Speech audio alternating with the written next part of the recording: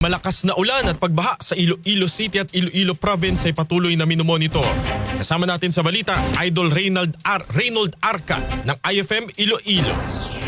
Nagdulot ng pagbaha sa ilang bahagi ng Iloilo City at Iloilo Province ang malakas na pag-ulan na nagsimula kagabi Agosto 17 habang patuloy ang pag-ulan ngayong madaling araw dahil sa southwest monsoon o habagat. Ayon sa Iloilo City CDRRMO, bandang alas 9:20 kagabi umabot sa 70 mm ang rainfall reading sa Haro Health Center habang 68.5 mm naman sa Balabago Barangay Hall at 68 mm sa Mandurriao BFP. Naglabas naman ang pag-asa ng heavy rainfall warning kung saan isinailalim sa red warning ang Iloilo City, Oton, Leganes at Pavia dahil sa posibilidad ng seryosong pagbaha sa mga mababang lugar. Nasa yellow warning naman ang ilang bayan kabilang ang Miagao, San Joaquin, Gimbal, Zaraga, Dumangas, San Miguel, Santa Barbara, Igbaras at Tigbawan. Dahil sa kondisyon ng panahon at pagbaha, sinuspende ang face-to-face classes sa Iloilo City ngayong Agosto 18. Patuloy na minomonitor ng Iloilo City CDRRMO at iba pang disaster response authorities ang rainfall at kondisyon ng mga flood-prone areas. Ayon sa pag-asa, posible pa rin ang mga pag-ulan at thunderstorms sa Iloilo ngayong araw dahil sa habagat.